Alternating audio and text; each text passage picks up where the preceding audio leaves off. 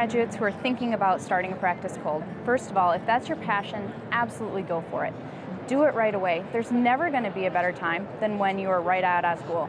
You're never going to have less to lose. You're never going to have less ties to the community. And there's never going to be a time in life that you're able to take a bigger risk. The biggest challenges with opening a practice cold are, first of all, finding out where. Where do you want to practice? And that's the same whether it's opening a practice cold or buying a practice or practicing in general, corporate or not.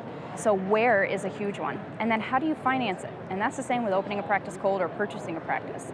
When we come out of optometry school, a lot of us haven't started or thinking about building our credit. And I encourage all optometry students, day one, start building your credit, consult an advisor on that. And the third thing is, how do you run a business? We are taught how to be wonderful, great, caring doctors. But one thing that our education lacks is how do we be great business people? And that's because not all of us want to be business people. So definitely make sure that you're getting involved in your clubs at school and that you seek out mentors who emulate the same type of business plans that you hope to have. There's so many things that new graduates can do to help build their career. The first thing is definitely get involved in your state and local associations. Another thing is definitely make sure that you are networking. Go to conferences.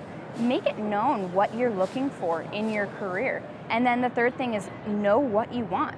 If you don't know what makes you happy and you don't know what type of a position you're looking for or what parts of optometry really excite you, nobody else is going to be able to help you with that. So really explore all the different aspects that optometry has to give because it's a great profession, and figure out what it is that truly excites you and go for it. So the biggest rewards of having a private practice, whether cold start or purchasing a practice, is that you get to focus on your passions, your goals. You get to grow a practice and focus on your specific niches. You're contact lens oriented, focus on growing your contact lens practice. You like pediatrics or low vision, you can drive a practice in that regard. And it also, if you're more business oriented and you want multiple locations, satellite offices, it really gives you so many opportunities. They're endless.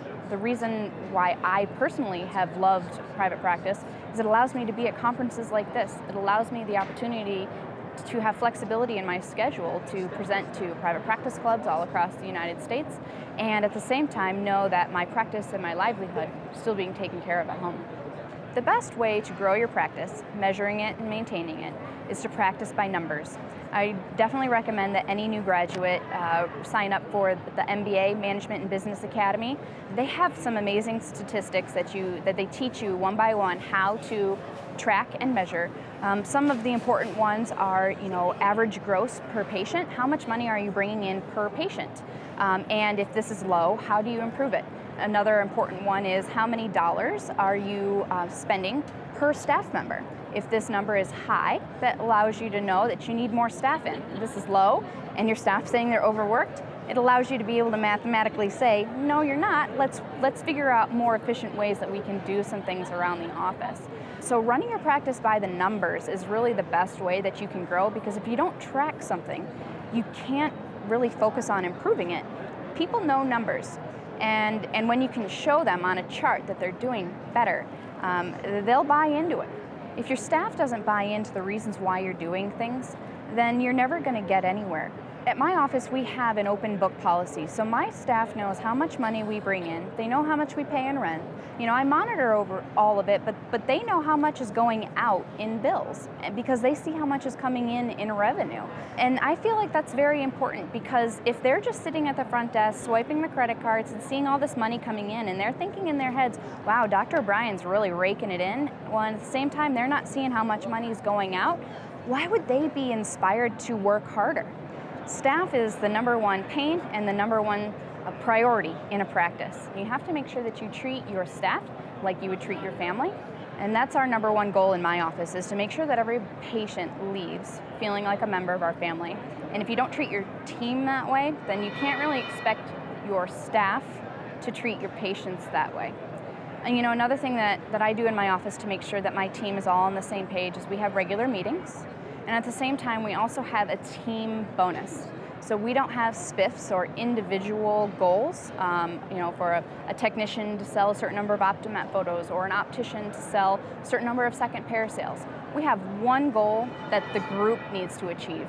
And I find that very important so that everybody's on the same page, everybody has each other's back, and they know that I have their back.